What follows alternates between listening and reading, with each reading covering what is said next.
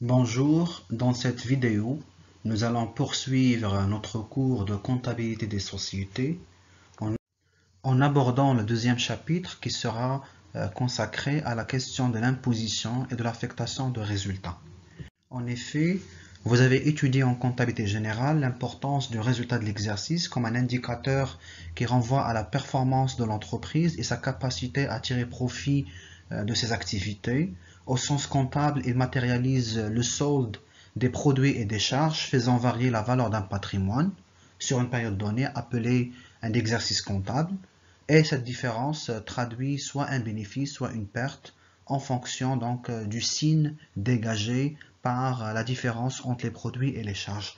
Lorsque le signe est positif, il matérialise un enrichissement de l'entreprise et donc un bénéfice réalisé sur ses activités. Lorsque le signe est négatif, donc il traduit un appauvrissement de l'entreprise puisqu'il matérialise donc une perte réalisée sur ses activités.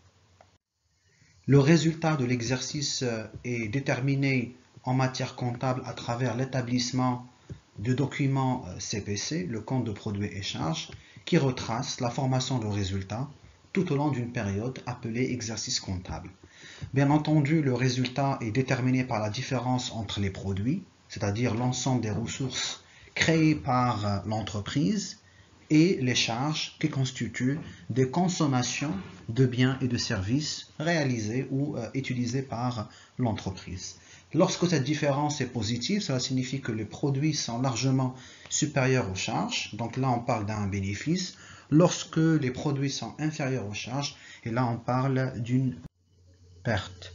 Donc à travers le CPC, on dégage les différents résultats, le résultat d'exploitation, le résultat financier et le résultat non courant.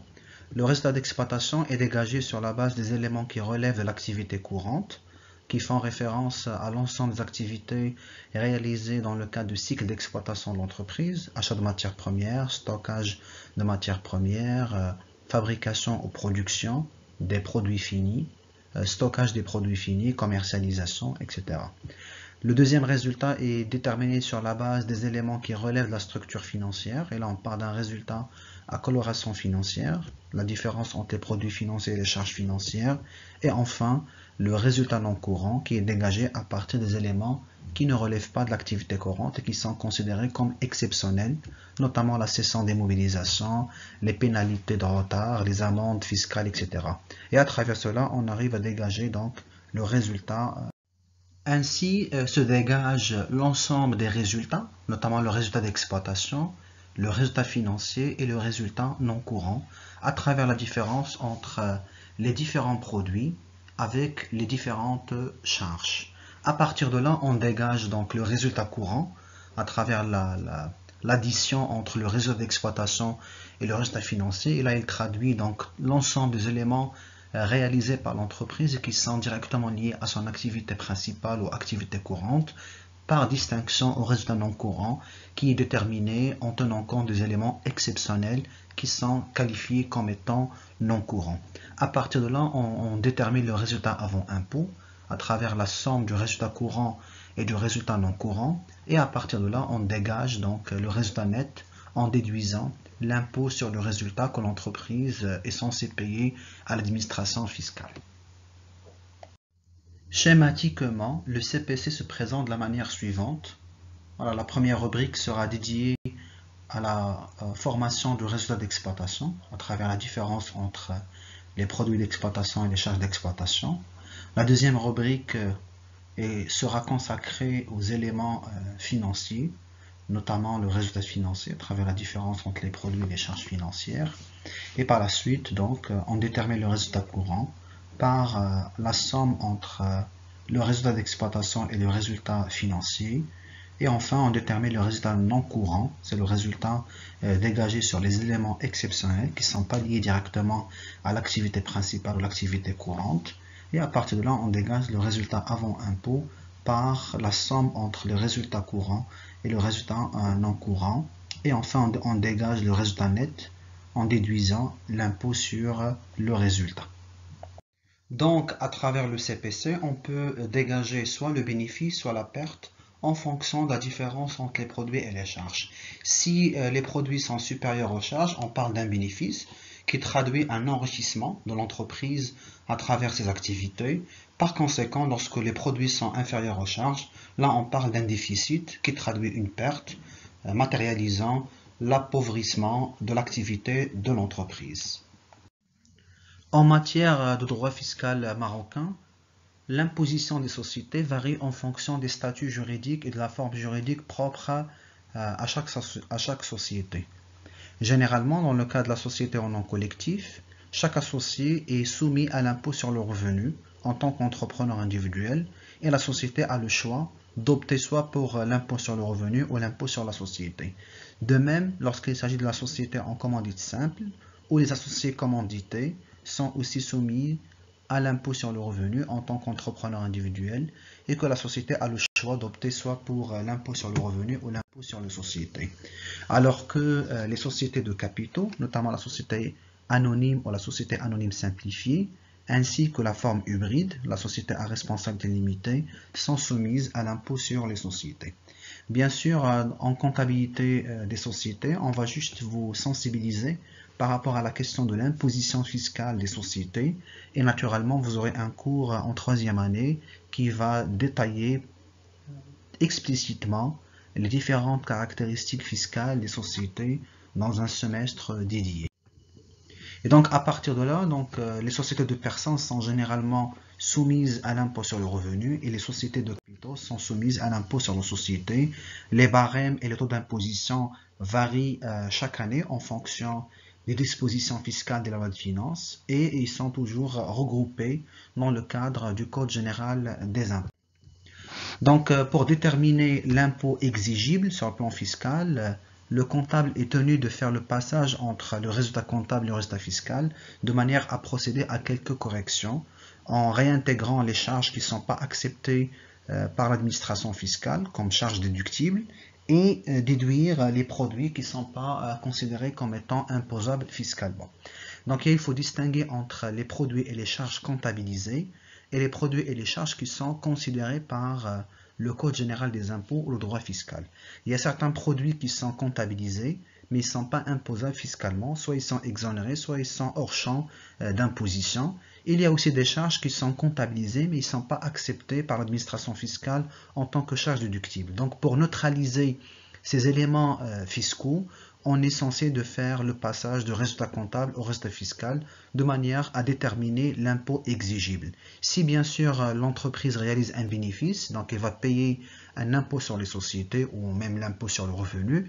Si le résultat est déficitaire, il sera reporté à l'exercice suivant et l'entreprise sera amenée à payer une cotisation minimale qui est aussi indexée sur la valeur du résultat en question.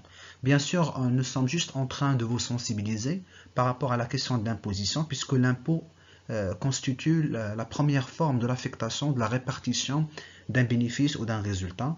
Par la suite, vous aurez tout un cours détaillé en 3e année qui va revenir sur les spécificités fiscales de chaque forme de société. Donc ainsi, et au-delà des dispositions fiscales, d'autres dispositions doivent être respectées en matière d'affectation de bénéfices. Bien sûr, dans notre chapitre, on va focaliser davantage sur le cas de la société anonyme et qui est un cas qui est quand même similaire aux autres formes de sociétés commerciales. Donc les premières dispositions sont celles qui ont été prescrites par la loi sur la société anonyme. Il y a des dispositions qui sont précises dans le cadre des statuts et il y a bien entendu des décisions qui relèvent de l'Assemblée générale ordinaire. Donc, comme vous voyez sur l'écran, nous avons un schéma qui illustre l'ensemble des implications en matière d'affectation de résultats. Dans un premier temps, on commence par déterminer l'impôt exigible, qui traduit donc la première affectation d'un bénéfice réalisé. Et donc là, on passe du bénéfice avant impôt à un bénéfice net, en déterminant donc l'impôt à payer et qu'il faut reverser à l'administration fiscale. À partir de là, nous avons des dispositions légales, notamment à travers l'ensemble des réserves qu'on doit bien entendu garder pour le compte de l'entreprise. Donc là, on distingue le bénéfice non distribué, qui sera donc réservé ultérieurement, et on a donc un bénéfice distribué qui traduit donc principalement les intérêts statutaires qu'on a déjà discuté dans le cadre du premier chapitre. Donc ce sont des intérêts qui sont accordés à des actionnaires qui libèrent leur part en matière de capital souscrit. Et il y a donc ce qu'on appelle les superdividendes et les tantièmes qui sont versés aux actionnaires et administrateurs. Commençons donc par l'affectation des bénéfices non distribués. Et donc, à travers cela, on va distinguer l'ensemble des réserves, donc l'ensemble des valeurs qui vont être réservées pour des besoins futurs de l'entreprise. Et donc, il y a des réserves qui sont obligatoires, ce qu'on appelle les réserves légales, qui sont donc obligatoires en vertu de la loi sur la société anonyme. Il y a des réserves statutaires qui sont prévues par les statuts de chaque société. Et il y a des réserves facultatives qu'on peut envisager pour des considérations, par exemple, liées au renforcement des fonds propres, à l'alimentation du fonds de roulement, etc. S'il reste une somme, donc là, on peut la renvoyer dans le cadre du report annuel. Donc, premièrement, les réserves légales sont destinées, bien entendu, à accorder plus de garanties aux créanciers de la société.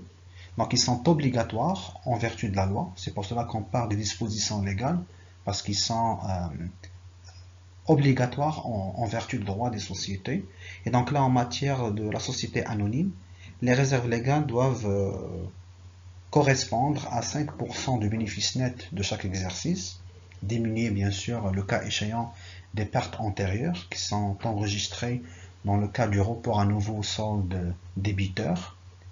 Et ces réserves sont cumulables jusqu'à un plafond qui ne doit pas dépasser 10% pour les sociétés de capitaux et la société à responsabilité limitée et 20% pour les autres formes de société, notamment la société en nom collectif et la société en commandite simple. Donc là, il s'agit d'une somme obligatoirement constituée à raison de 5% du bénéfice distribuable après absorption des pertes antérieures. Et bien entendu, le cumul des réserves légales ne doit pas dépasser 10% du capital social dans le cas de la société anonyme. Donc à partir de là, donc, vous voyez sur le compte schématique qu'on crée un compte réserve légale 1140 par le crédit des sommes versées au cours de chaque exercice, donc 5% du bénéfice de chaque exercice comptable qui sont cumulables jusqu'à un plafond de 10% du capital social souscrit.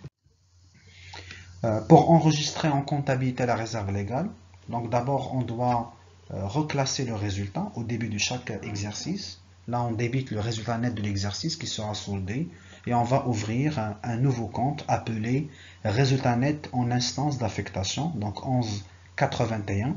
Et à partir de là, donc à chaque fois qu'il y aura une affectation, donc ce compte sera débité et il sera crédité par la contrepartie qui lui concerne.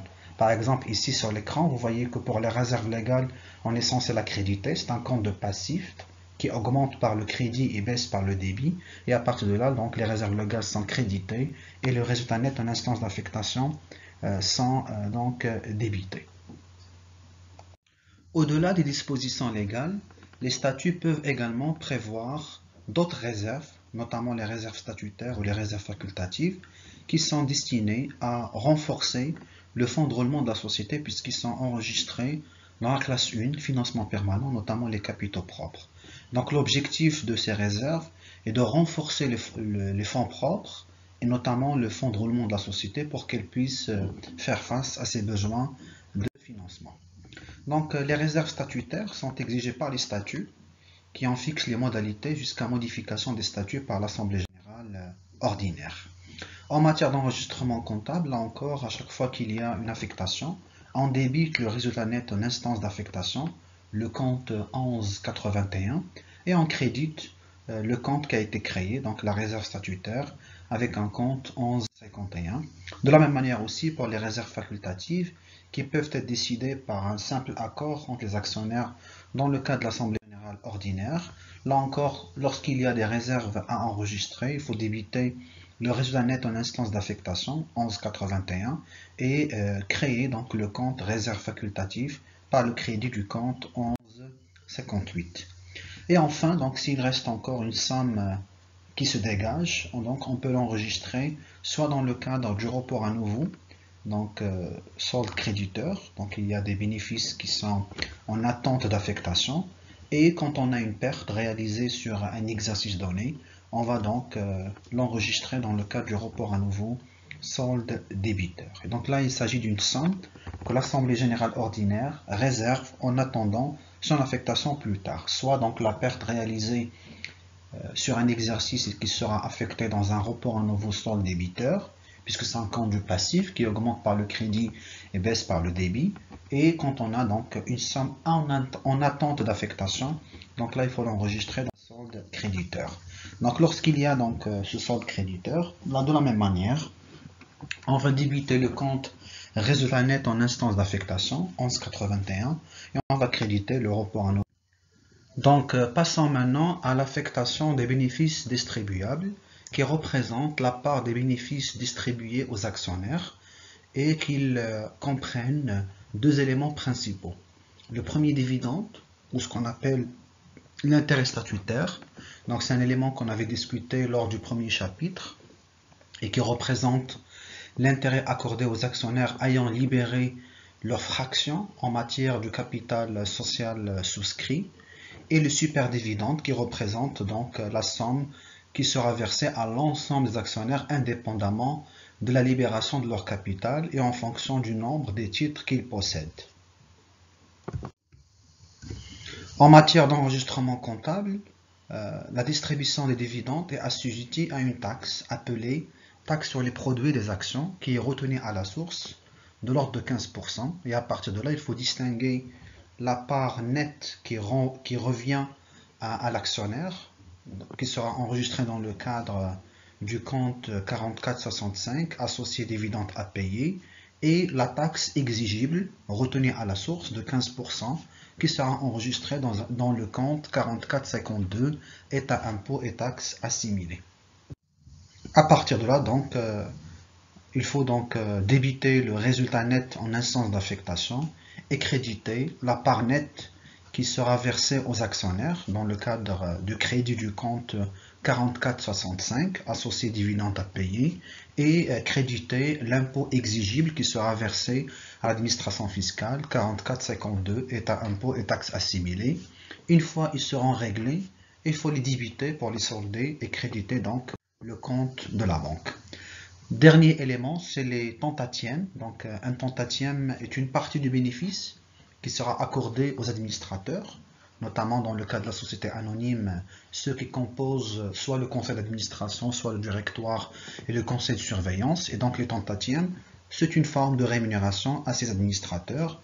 Là encore, ce sont des produits imposables fiscalement et qui sont aussi assujettis à la même taxe de 15% retenue à la source. Et à partir de là, on va utiliser le compte 4467, administrateur tantième à payer, et bien entendu le compte état impôts et droits assimilés.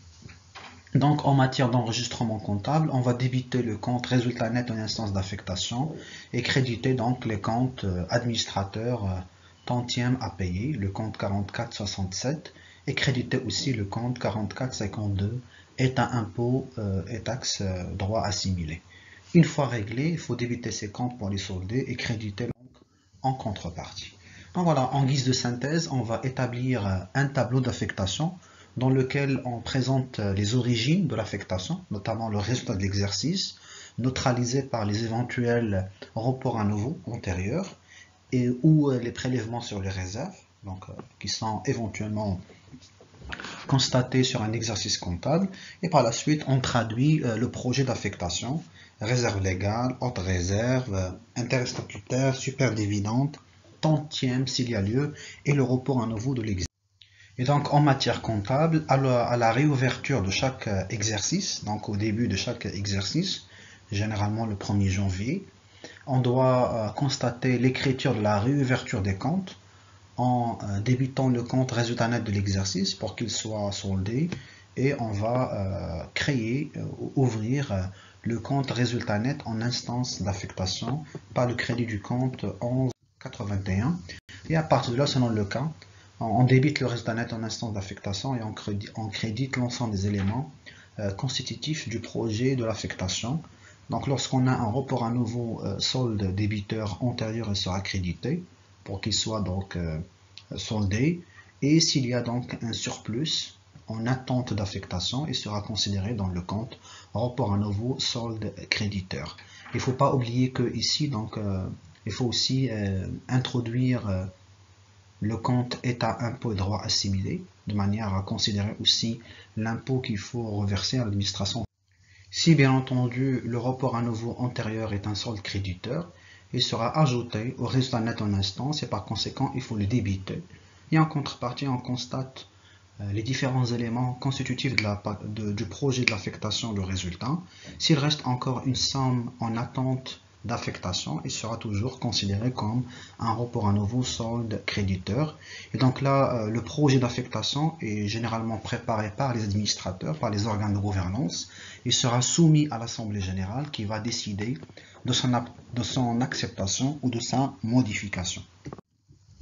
Enfin, donc, quand on paye les dividendes, donc là il faut distinguer la part nette qui sera versée aux actionnaires et l'impôt assujetti, notamment la taxe sur les produits, qui sera donc versée à l'administration fiscale en contrepartie donc de. Voilà donc grosso modo dans cette vidéo nous avons expliqué les repères fondamentaux de la question de l'affectation de résultats avec une sensibilisation sur la question de l'imposition fiscale des sociétés. On va voir dans les prochaines vidéos quelques exercices d'illustration pour mettre en pratique les connaissances développées sur cette vidéo. Voilà, je vous remercie.